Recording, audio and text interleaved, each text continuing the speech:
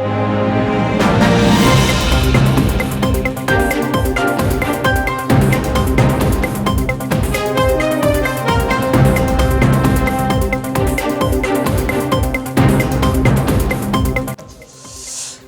toutes et à tous, bonsoir mesdames et messieurs. Merci de nous avoir fait place dans vos ménages pour l'essentiel de votre édition d'information du soir.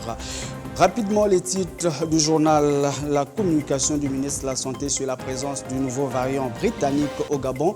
Patrick Obiandon en appelle au respect strict des gestes barrières.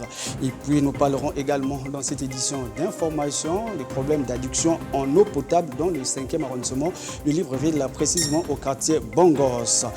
Insécurité en international au Niger, le secteur du tourisme touché, ce qui du coup perturbe l'économie de ce pays. Voilà donc ce qui va constituer l'essentiel de votre édition d'information dont je me fais le plaisir de vous présenter. Rapidement, passons au développement de nos titres. Je le disais tout à l'heure à l'entame de cette édition d'information, la communication du ministre de la Santé sur la présence du nouveau variant britannique au Gabon, une pandémie redoutable et virulente qui a déjà affecté certaines personnes dans le pays. Le ministre en appelle au strict respect des gestes barrières. Le reportage qui se propage de manière exponentielle dans le monde. À cet effet, les résultats des prélèvements analysés au CIRM révèlent la présence du nouveau variant britannique sur un des 60 prélèvements effectués. Il s'agit d'un cas de virus importé. Actuellement, les équipes de surveillance épidémiologique sont en train de faire des enquêtes pour identifier tous les cas contacts possibles au variant britannique. Mesdames et messieurs, selon les experts mondiaux, la contagiosité et la dangerosité du variant britannique est 7 fois plus élevée que la souche initiale du SARS-CoV-2. C'est pourquoi la présence du variant britannique dans notre pays doit nous obliger à redoubler de vigilance devant l'ennemi invisible, de respecter strictement les gestes barrières, notamment le port obligatoire du masque, le lavage systématique des mains avec du savon ou du gel hydroalcoolique et le respect de la distanciation physique. Actuellement, nous sommes face à une pandémie redoutable et virulente qui affecte de nombreux compatriotes. Certains sont hospitalisés avec des atteintes pulmonaires graves et d'autres sont à leur domicile en quarantaine en suivant le traitement prescrit par leur médecin traitant.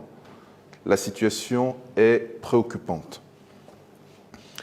Au regard de la gravité de la situation, le Premier ministre, chef du gouvernement, lors de son adresse du 12 février, a une fois de plus exhorté la population sur l'impérieuse nécessité de se protéger contre la Covid-19 d'une part et exprimer la décision du gouvernement d'agir en toute responsabilité face à l'incivisme et le non-respect des mesures préventives pour juguler la tendance haussière de la pandémie de la Covid-19.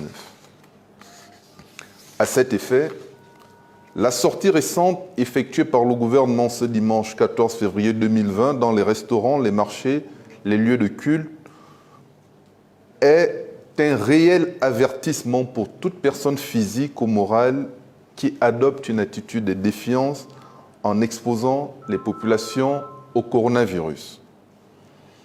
À titre de rappel, le nombre de personnes par rassemblement est limité à 30, quel que soit le lieu, sauf en cas de dérogation spéciale délivrée par le ministre de l'Intérieur. L'accès au restaurant, au lieu de culte, est conditionné par la présentation d'un test PCR négatif. La réduction des délais des tests PCR, qui est passée de 5 à 3 jours pour les passagers des vols internationaux et de 14 jours à 7 jours au niveau national. En conclusion, le gouvernement se doit d'agir pour protéger la population gabonaise. Je vous remercie. Mesdames et messieurs, merci. Merci, monsieur le ministre. L'interpellation du ministre de la Santé n'est pas passée sans commentaire aux yeux des populations qui donnent ici leurs avis. Au micro de Floris Mapango pour le compte de la rédaction de Télé Hermon. Pour moi, le mieux serait de fermer les restaurants, puisque ça ne va servir à rien. À chaque fois, il faudrait renouveler son Covid et le mieux serait de fermer, quoi. Ça va servir à quoi? À chaque fois, il faudrait renouveler, refaire son test Covid et pour rien qu'aller manger alors. D'abord, je tiens à remercier les efforts que le gouvernement fournit pour pouvoir juguler la crise de la pandémie Covid-19. Mais qu'à cela ne tienne, il faut tenir compte des préoccupations du peuple. Parce que quand on parle du test de PCR pour se présenter à la restauration, certes c'est bon, mais quand les mesures sont draconiennes et que le peuple n'arrive pas à respirer, il est obligé de ne pas les respecter et ça va dégénérer. C'est ça. Et quand le peuple se désole, ce n'est pas bon. Parce que nous pensons que nous devons respecter les mesures barrières à la limite du possible. Non, mais cette mesure, en fait, ne favorise pas et le restaurateur et le consommateur. Parce que le restaurateur, c'est son gagne-pain. Donc, si on demande de faire le test et que ces personnes-là doivent payer un test pour rentrer dans le restaurant, vous voyez que c'est paradoxal. Parce qu'on vit au Gabon, mais chacun de nous vit, chacun de nous... En fait, les vies sont différentes, quoi. Les réalités sont différentes. Le ministre, lui, il a un mode de vie et le restaurateur aussi cherche sa vie, cherche un moyen pour nourrir sa famille. C'est pas normal. Cette décision n'est pas normale. Sauf si le test, il est gratuit. D'accord. Mais si le test n'est pas gratuit, ça n'a pas de sens. Nous allons prendre un peu l'exemple de quelqu'un qui travaille loin de son domicile. Qu'est-ce qu'il fera? Et qu'autour du boulot, il n'y a que des restaurants. Qu'est-ce qu'il fera, quoi? Il doit maintenant se balader avec un petit perroir depuis la maison pour manger dans l'enceinte. Bon, je trouve pas ça classique. Donc, cette décision, vraiment, pour moi, elle est déplorable. On a besoin des restaurants. Parce que la Bible demande de respecter les autorités et être en paix avec Dieu. Donc, si tu respectes les autorités, c'est que tu respectes Dieu. Et comme le malheur ne vient jamais seul, les populations ont du mal à s'arrimer aux nouvelles mesures. Le couvre-feu qui est donc ramené de 20h à 18h cause beaucoup de tort aux populations de Libreville, surtout en cette période où il faut se déplacer avant 18h. Le reportage est signé Désiré Bié sur les images de Floris Mapam. Depuis que le couvre-feu a été ramené de 20h à 18h, le transport à Libreville semble être compliqué pour les usagers qui devraient quitter leur lieu professionnel à temps. Une situation déplorable selon les usagers. Vraiment très difficile actuellement parce que avec les dernières mesures prises par le gouvernement, tous sont prêts pour rentrer chez eux à partir de 15h. Donc il y a des embouteillages monstres à Libreville et les usagers des taxis, les voitures personnelles, personne n'arrive à rentrer à temps. Et ce qui fait en sorte qu'on arrête le travail plus tôt que prévu pour s'empresser à rentrer. Libreville, c'est maintenant une grande ville. Ce n'est plus Libreville d'avant. C'est un mégalopole. Les gens travaillent à des kilomètres de chez eux. Donc pour rentrer à temps, il faut arrêter le travail à temps. En réalité, tout le monde sort au même moment. Et ça fait en sorte que la manière de circuler devient plus ardue qu'habituellement. Donc le flux de personnes qui doivent partir des lieux de travail, des élèves et des étudiants qui partent des établissements scolaires et universitaires, au même moment ne facilite pas les conditions de transport. Que l'on soit véhiculé ou pas, parce qu'il faut dire que même si on a son propre moyen de transport, nous sommes confrontés au phénomène des embouteillages. Cette situation n'affecte pas seulement les usagers, mais aussi les automobilistes. Même si ce n'est pas bon, il n'y aura pas de solution à trouver. Ils vont trouver quelle solution pour nous. Ils ne se soucient pas des pauvres. Rien. Rien n'est plus facile. Essayez même d'être là pendant qu'on change les taxis. Les autres partent à 1000 francs, des fois 500. C'est vraiment coûteux. On ne sait pas. On marche pour arriver chez nous. À l'allure où vont les choses et vu les témoignages recueillis sur le terrain, les conséquences pourraient être désastreuses si l'on y prend garde. Toutefois, les gouvernants pourraient jeter un regard particulier quant à trouver une solution favorable, telle que l'augmentation du nombre des bus transurbes. Situé dans le 5e arrondissement de Libreville, le quartier Château d'eau Bongos serait confronté à un problème d'adduction en eau potable et une situation que ne supportent pas certains habitants de ce quartier. Reportage Ortega Otonzogo sur les images de Floris Mapango. Bongos, château situé dans le 5e arrondissement de Libreville, abrite l'un des plus grands châteaux d'eau de la SEG, ce qui du coup devrait faciliter la distribution en eau potable dans ce quartier. Or, selon certains habitants, l'eau potable ici est une denrée rare. Si vous voyez là, on a un château d'eau. Parce que ce château d'eau-là n'alimente pas les riverains du quartier. Ça alimente IAI, les autres arrondissements là-bas. Nous ici là, si vous voyez là, vous allez voir qu'il n'y a même pas l'eau qui coule. Pour l'eau c'est compliqué. Vraiment ça, la ECG, non, vraiment qu'on ne veut même plus les voir passer ici au quartier. On ne veut même pas les voir passer. La ECG c'est vous. Venez ici, nous rendre visite. Prenez compte de nous. Prenez compte de nous. L'État c'est nous, l'État c'est vous.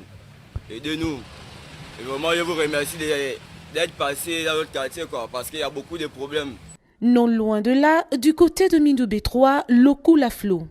Bon, on va simplement dire qu'il y a longtemps qu'on a eu ce problème d'eau. Hein. Peut-être ça remonte à 3-4 mois. Sinon, peut-être plus si je ne m'abuse. Qu'on avait cette difficulté, mais aujourd'hui tout est rentré dans l'ordre. On va simplement dire que tout le monde ici dans la zone du Mindoubé 3 qui a un compteur d'eau a de l'eau sans problème. Sur le terrain, les agents de la brigade d'intervention en train de fermer les fuites d'eau avant compteur pour éviter les pertes. Une situation qui arrangerait le bien-être des populations de cette zone pourvu que l'opération se pérennise. Non loin de là, au quartier Mindoubé 3, sur l'axe Carrefour Pavé Mindoubé 1, la route est dans un état de dégradation très avancé, ce qui ne facilite pas la circulation dans cette zone, surtout en cette période de saison de pluie. Le reportage est signé Ortega Otonzogo, les images sont toujours de Floris Mapango.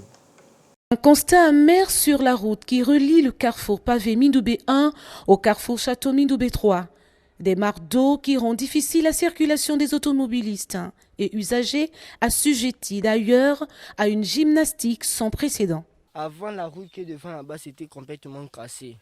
On ne pouvait pas passer. Les bus, on avait du mal à passer. L'histoire des pluies, tout ça, l'inondation et les élèves qui marchent, on avait du mal. Donc, puisqu'ils ont quand même pas arrangé la route, on s'attendait qu'ils arrangent aussi la route du Congo là, parce qu'on a des problèmes. Parce que des fois, comme on part à l'école, qu'il y a la pluie, ça inonde complètement la route, on a du mal à passer. À un moment, ils avaient donné ça aux Chinois pour arranger et c'était vraiment pas ça. Aujourd'hui, on voit la société Colas. Nous espérons qu'ils vont nous faire un bon travail pour que nous circulons bien. Ici, il nous arrive des moments très difficiles. On transporte nos parents qui sont malades dans les brouettes. À un certain moment, quand la route est bien dégueulasse. Peut-être que l'État peut quand même nous arranger la route. Parce que la route, c'est complètement cassé. Même pour les taxis, ils ont du mal, obligés de faire ça cher. La confusion semble s'installer dans l'esprit des usagers suite à la réhabilitation de cette voie non achevée il y a quelques années en arrière.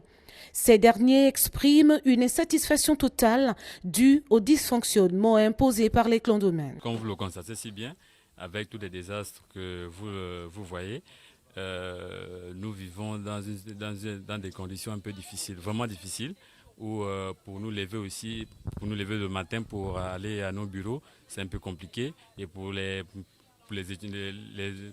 étudiants et les élèves, c'est encore plus grave encore, parce que lorsqu'il y a des pluies, il y a tellement de l'eau ici et la boue arrive jusqu'à, comme vous le constatez, si bien au plus profond là-bas. Les populations de cette partie de Libreville souhaitent le meilleur pour leur quotidien, d'où le cri d'alarme à l'endroit du ministère en charge. Si Colas peut nous faire quelque chose pour que demain, cette route-là soit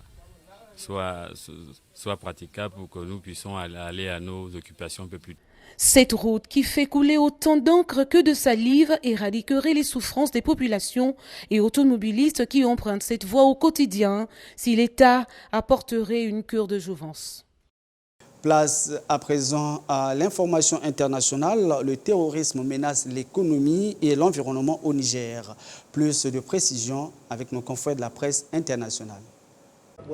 Le pavillon d'accueil est toujours là, ouvert, mais il n'abrite plus que les palabres infinies des guides désœuvrés. Plus d'un visiteur ne vient aujourd'hui jusqu'à Kouré voir les dernières girafes d'Afrique de l'Ouest dans leur réserve. L'activité touristique a cessé brutalement en août dernier après une attaque terroriste.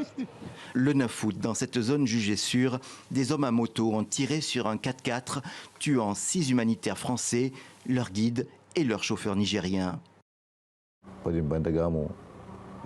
Les touristes ne viennent plus. Les autorités ont décidé que les touristes peuvent venir avec une escorte armée, mais ils n'aiment pas ça.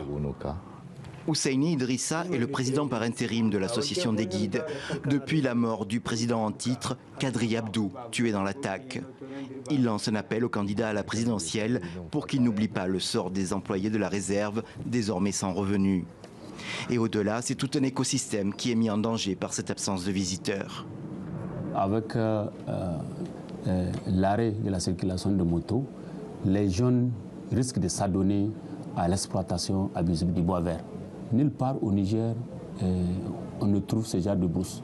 Et si ça disparaît, donc la girafe aussi va disparaître. Pour le moment, elles sont toujours là, les belles girafes de Kouré, impassibles, surplombant les buissons. Et Husseini Idrissa aime à les montrer. Le gouvernement a interdit toute circulation à moto, le véhicule des terroristes. Alors les guides les suivent encore à vélo, malgré la chaleur écrasante, en espérant le retour prochain de la sécurité et celui des touristes. Enfin, économie avec l'Organisation mondiale du commerce, l'OMC, qui connaît un bouleversement en ce moment, puisque l'Afrique prend la tête de cette organisation avec l'ancienne numéro 2 de la Banque mondiale, la Nigériane Okonjo, qui désormais aura la charge de conduire cette institution internationale. Une fois de plus, presse internationale pour les détails. Pour ce moment historique, Ngozi Okonjo-Iweala n'a pas pu être sur place à Genève.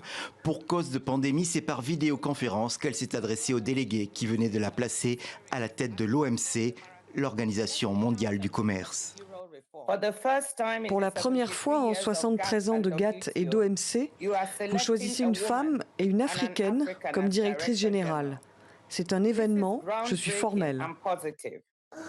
C'est un poste à la fois prestigieux et difficile qui échoit à cette économiste nigériane de 66 ans. L'organisation internationale est chargée des règles régissant le commerce entre les pays. Elle organise les négociations et arbitre les différends. Mais le docteur Okonjo-Iweala a derrière elle une carrière impressionnante. 2 fois ministre des Finances dans son pays, elle a aussi travaillé pendant 25 ans à la Banque mondiale, sans parvenir toutefois à en prendre la tête. Elle aura besoin de toute son expérience pour sortir l'OMC de l'inertie dans laquelle elle est tombée. Elle veut la rendre plus forte et plus agile.